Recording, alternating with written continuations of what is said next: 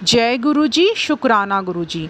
संगत जी, आज का अध्याय ऑटोबायोग्राफी ऑफ अ योगी की बुक में से पढ़ा जा रहा है, जिसमें बताया गया है कि जब परमहंस जी एक डॉक्टर महोदय को, जो कि पशु चिकित्सक थे और विचारों से पक्के नास्तिक थे, उनको वो श्री युक्तेश्वर जी के आश्रम में लेकर जाते हैं।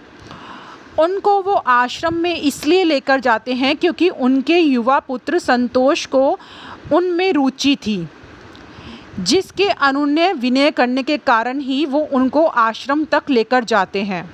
जब वो श्री युक्तेश्वर जी से मिलते हैं तो उनका अधिकांश समय दोनों ओर से दृढ़ मौन में ही गया और फिर वो कुछ देर के बाद वहाँ से निकलकर चले गए। फिर उनके जाने के बाद श्री युक्तेश्वर जी प्रश्न सूचक दृष्टि से परमहंस जी की तरफ देखते हैं और कहते हैं, किसी मरे हुए मनुष्य को आश्रम में लाने का क्या प्रयोजन है? तो परमहंस जी कहते हैं, गुरुदेव, डॉक्टर तो जीते जागते मनुष्य हैं, किंतु शीघ्र ही वे मरने वाले हैं। गुरुदेव ने परमहंस जी को बताया और परमहंस जी स्तब्ध रह गए और उन्होंने कहा कि इससे उनके बेटे को भयंकर आघात लगेगा। उन्होंने कहा, संतोष को अभी भी आशा है कि समय उसके पिता के भौतिकवादी दृष्टिकोण को बदल देगा। परमहंस जी कहते हैं कि मैं आपसे प्रार्थना करता हूँ गुरुदेव, उनकी सहायता कीजिए। गुरुदेव कहते हैं कि ठीक है, तुम्हारी खातिर।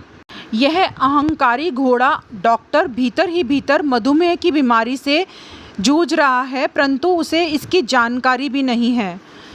15 दिन में वो बिस्तर पकड़ लेगा और चिकित्सक उसको जवाब दे देंगे। उसका इस लोक से विदा होने का नैसर्गिक समय आज से 6 सप्ताह के पूरे होते ही तय है, किंतु तुम्हारे कारण उस दिन वह अच्छा हो जाएगा, परंतु एक शर्त है, उसे गृह शांति के लिए कड़ा पहनना होगा। वो कहते हैं कि वो निसंशय ही ऑपरेशन के पहले कोई घोड़ा जैसे उछल कूद करता है, वैसे ही उग्रता के साथ प्रतिकार करेगा। और इतना कहकर गुरुदेव हंस पड़े। कुछ देर के बाद वहाँ पर मौन छा गया और जिसमें परमहंस जी यही सोचते रहे कि संतोष और परमहंस जी खुशामद का कौन सा तरीका अपनाकर डॉक्टर को सहमत करा पाएंगे। श्री युक्तेश्वर जी ने कुछ और बातें भी बताई। उन्होंने कहा, जैसे ही वह अच्छा हो जाएगा उससे कहो कि वह मांसाहार ना करे, किंतु वह यह बात नहीं मानेगा और 6 महीनों में जब उसे अपना स्वास्थ्य अच्छा प्रतीत होने लगेगा तो वह अचानक ही चल बसेगा। गुरु ने आगे समझाया कि जीवन के ये 6 अतिरिक्त महीने उसे केवल तुम्हारी प्रार्थना के लिए दिए जा रहे हैं। दूसरे दिन जब परमहंस जी ने संतोष को बताया कि वे जौहरी को कड़ा बनाने के लिए कह दे, 1 सप्ताह में कड़ा बनकर आ गया, परंतु डॉक्टर ने उसे पहनने से इनकार कर दिया और कहा, मेरा स्वास्थ्य एकदम ठीक है, तुम लोग इस ज्योतिष की अंधश्रद्धा को मेरे मन में कभी प्रवेश नहीं दिला सकते। ये बातें सुनते ही परमहंस जी को एकदम याद आया कि गुरुदेव ने इस आदमी को अड़ियल घोड़े के साथ योग्य ही तुलना की थी। 7 दिन बीत गए, डॉक्टर अचानक बीमार हो गए और तब नम्रता के साथ उन्होंने कड़ा पहन लिया। 2 सप्ताहों बाद उनका इलाज करने वाले डॉक्टर ने बताया कि उनके बचने की कोई आशा नहीं है। परमहंस जी असहमति से सिर हिलाकर कहते हैं, मेरे गुरु ने कहा है कि 1 महीने की रुग्णता के बाद डॉक्टर ठीक हो जाएंगे। डॉक्टर अविश्वास से उनकी ओर देखते रह गए और 15 दिन बाद सकुचाते हुए वो उनके पास आए। डॉक्टर राय पूर्ण स्वस्थ हो गए हैं। वे बोले कि ये मेरे देखने में सबसे विस्मित कर देने वाली घटना है। उन्होंने परमहंस जी से कहा, इससे पहले उन्होंने कभी भी किसी मरणासन व्यक्ति को इस प्रकार से अकल्पनीय रूप से स्वस्थ होते नहीं देखा। उन्होंने कहा, तुम्हारे गुरु सचमुच रोग मुक्त करने वाली शक्ति से संपन्न कोई सिद्ध पुरुष हैं। परमहंस जी ने डॉक्टर राय को सलाह दी थी कि वो मांसाहार बंद कर दें और उसके 6 महीने तक फिर उनसे वो नहीं मिले। एक दिन शाम को जब वो घर के बरामदे में बैठे हुए थे तो वो उनसे बात करने के लिए थोड़ी देर रुक गए और उन्होंने कहा, अपने गुरु से बोल दो कि बार बार मांसाहार करने से ही मैंने अपनी पुरानी शक्ति फिर से पूर्णतः प्राप्त कर ली है। भोजन के बारे में उनकी अवैज्ञानिक कल्पनाओं का मुझ पर कोई असर नहीं पड़ा। यह सच था कि डॉक्टर राय पूर्ण स्वास्थ्य की साक्षात मूर्ति दिखाई पड़ रहे थे, किंतु संतोष जो उनका पुत्र था दूसरे ही दिन पड़ोस के अपने घर से दौड़ता हुआ उनके पास आया और कहा, आज सुबह पिताजी की मृत्यु हो गई। गुरुजी के साथ परमहंस जी अनेक अनुभवों में से यह अनुभव सबसे विलक्षण बताते हैं। उन्होंने कहा कि उस विद्रोही पशु चिकित्सक को उसके अविश्वास के बावजूद रोग मुक्त कर दिया गया था और पृथ्वी पर उसके जीवन की नैसर्गिक अवधि 6 महीने बढ़ा भी दी गई थी, केवल इस कारण कि परमहंस जी इसके लिए गुरु जी को विनती करते हैं। परमहंस जी कहते हैं कि भक्त की उत्कृष्ट प्रार्थना को पूरा करने में श्री युक्तेश्वर जी अपार दया के सागर थे। परमहंस जी कहते हैं कि ये उनका बहुत बड़ा सौभाग्य था कि वो अपने मित्रों को श्री युक्तेश्वर जी के पास लेकर जाते थे। उनमें से अनेक कम से कम आश्रम में पढ़े लिखे लोगों में प्रचलित नास्तिकता का अपना जामा उतार फेंकते थे। उनके एक मित्र शशि अनेक रविवार श्री रामपुर में आश्रम में बिताते थे। गुरुदेव उसे बहुत चाहने लगे थे, पर उन्हें उसके असंयत जीवन पर खेद होता था और वो कहते थे, शशि अगर तुमने अपने तौर तरीके नहीं बदले तो अब से 1 साल में तुम घातक रूप से बीमार हो जाओगे। श्री युक्तेश्वर जी ने उनके मित्र को प्रेम भरे रोष के साथ देखा और कहा, मुकुंद साक्षी है, बाद में मत कहना मैंने तुम्हें सावधान नहीं किया था। शशि ने हंसकर कहा, गुरुदेव मेरी इस शोचनीय दशा में मेरे भाग्य को नियंत्रित करने वाली शक्तियों को मेरे प्रति दीन वत्सल बनाने का भार मैं आप पर छोड़ता हूँ। मैं सुधरना तो चाहता हूँ पर मेरा मन अति दुर्बल है। पृथ्वी पर मेरे रक्षणकर्ता केवल आप ही हैं, मैं किसी और बात में विश्वास नहीं करता। फिर उनके गुरुदेव ने कहा, तो कम से कम 2 कैरेट का एक नीलम धारण कर लो, उससे तुम्हारी सहायता होगी। पर उनके मित्र ने कहा, मैं उसे खरीदने में असमर्थ हूँ और वैसे भी गुरुजी यदि कोई विपत्ति आ जाती है तो मुझे पूरा विश्वास है कि आप मेरी रक्षा करेंगे। फिर श्री युक्तेश्वर जी ने कहा, तुम 1 वर्ष के अंदर 3 नीलम लेकर आओगे, पर तब उनसे कोई लाभ नहीं होगा। ये बातें थोड़ी बहुत फेरबदल के साथ नियमित रूप से चलती रहती थी और वो कहते थे, मैं सुधर नहीं सकता। आप में मेरा विश्वास मेरे लिए किसी रत्न से अधिक मूल्यवान है गुरुदेव। 1 वर्ष बीत गया। एक दिन परमहंस जी कोलकाता में गुरुदेव के एक शिष्य नरेन बाबू के घर में गुरुदेव से मिलने गए, जहां वो ठहरे हुए थे। सुबह 10 बजे जब श्री युक्तेश्वर जी और परमहंस जी दूसरी मंजिल के बैठक में बैठे हुए थे, तब परमहंस जी को सामने के द्वार के खुलने की आवाज़ सुनाई दी। गुरुदेव का शरीर एकदम सख्त और सीधा हो गया। उन्होंने गंभीरतापूर्वक कहा, ये वह शशि है, 1 वर्ष पूरा हो गया, उसके दोनों फेफड़े खराब हो गए, उसने मेरी बात नहीं मानी, उससे कह दो कि मैं उससे मिलना ही नहीं चाहता। श्री युक्तेश्वर जी की कठोरता देखकर परमहंस जी स्तंभित रह गए और तेजी से सीढ़ियों से नीचे उतरने लगे।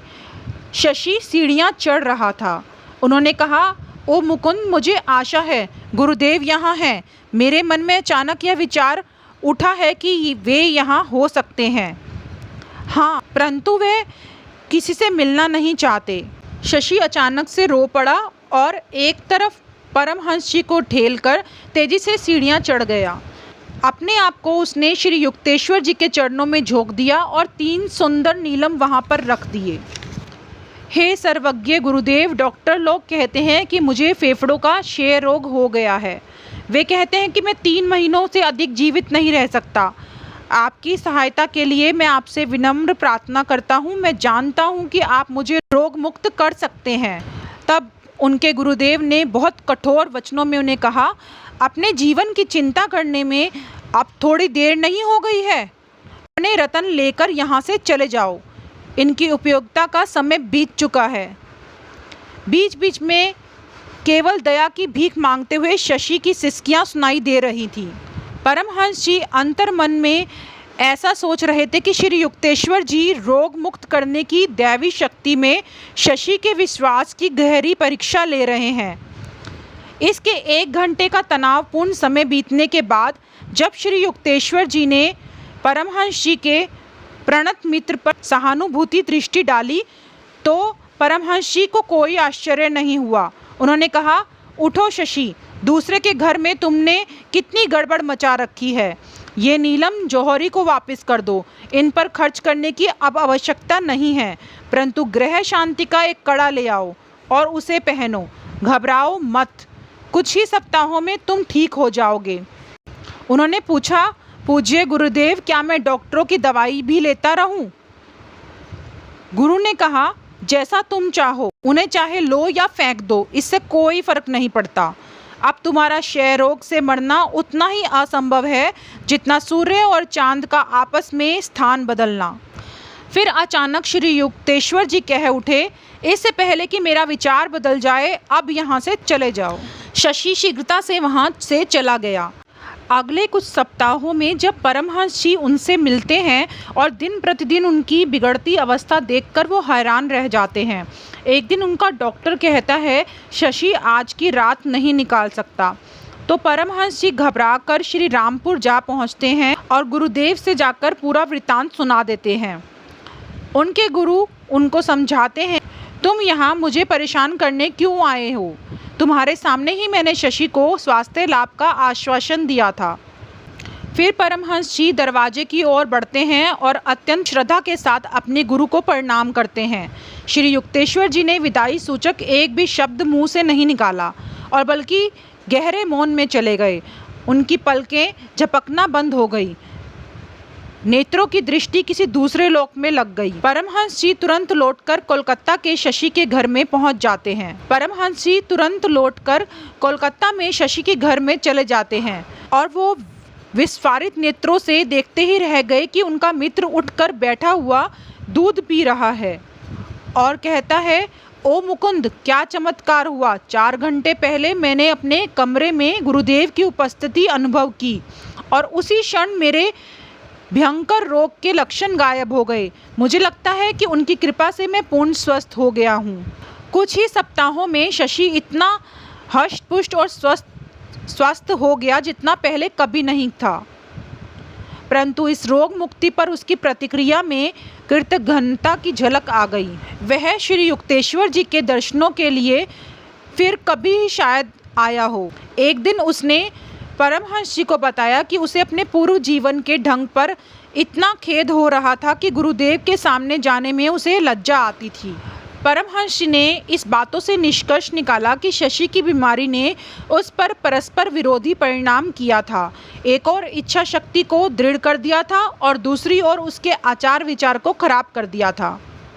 जब परमहंस जी के चर्च कॉलेज में पढ़ाई के 2 वर्ष समाप्त हो रहे थे, तब कक्षा में उनकी उपस्थिति कम होने लगी थी। उन्होंने जो थोड़ी सी पढ़ाई की थी वह भी केवल अपने परिवार के लोगों को शांत करने के लिए थी।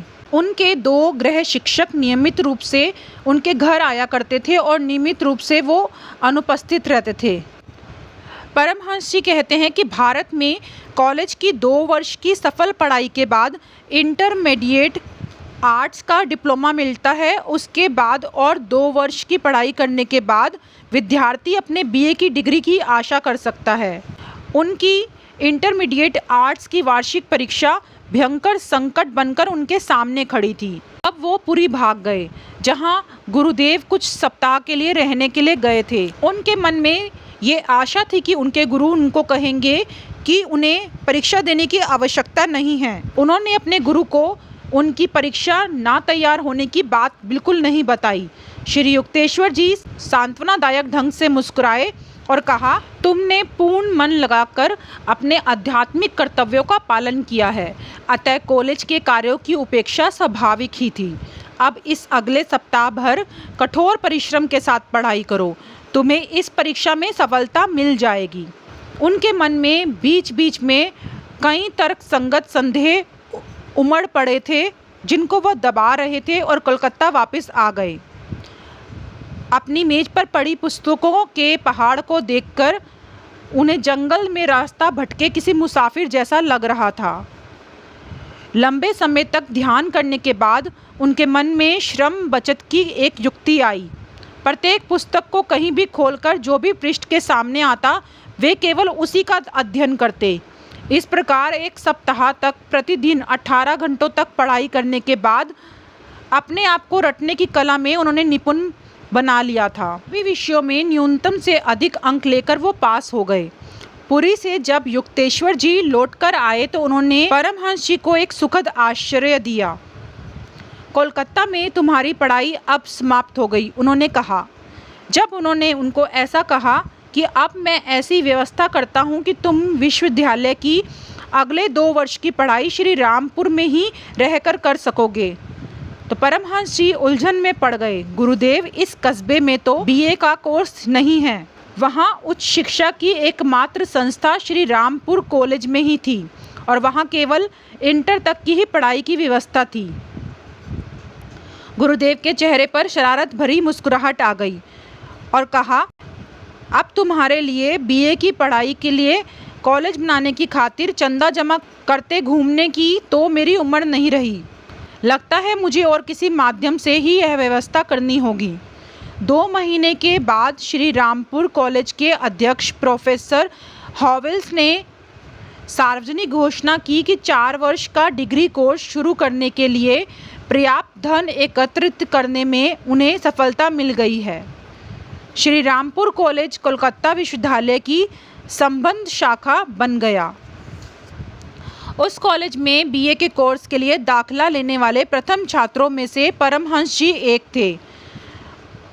परमहंस जी कहते हैं, गुरुजी आप मेरे प्रति कितने दयालु हैं। उनकी यह प्रबल इच्छा थी कि वो कोलकाता छोड़कर श्री रामपुर में ही गुरुदेव के पास रहें। प्रोफेसर हॉवेल्स को स्वप्न में ही इसकी कल्पना नहीं हुई होगी कि उनकी सफलता में मौन रूप से गुरुजी ने उनकी मदद की है। श्री युक्तेश्वर जी ने कृत्रिम कठोरता से परमहंस जी की ओर देखा और कहा, अब तुम्हें ट्रेन पर इतने सारे घंटे नहीं बिताने पड़ेंगे और पढ़ाई के लिए बहुत सारा खाली समय मिलेगा। शायद अब तुम आखिरी समय में रट रट कर पास होने वाले न रहकर सच्चे अध्ययनकर्ता विद्यार्थी बनोगे। परंतु उनके स्वर में कहीं विश्वास का उनको अभाव लग रहा था। जय गुरु जी। संगत जी, आज के सत्संग को मैं यहीं विराम देती हूँ। आगे के सत्संग को संगत जी हम नेक्स्ट वीडियो में कंटिन्यू करेंगे। जय गुरु जी, शुक्राना गुरु जी। संगत जी, मैं आप सबको कहना चाहूँगी कि आप सत्संग को डे 1 वाले सत्संग से सुनना शुरू करो संगत जी, तभी आपको सत्संग सुनने का आनंद आएगा। और संगत जी, आप सत्संग को शेयर भी ज़रूर किया करो, क्योंकि गुरुजी इस बुक को पढ़ने के लिए सबको रिकमेंड करते थे संगत जी, तो ये बुक हमें सब तक पहुँचानी चाहिए। जय गुरु जी, शुक्राना गुरु जी।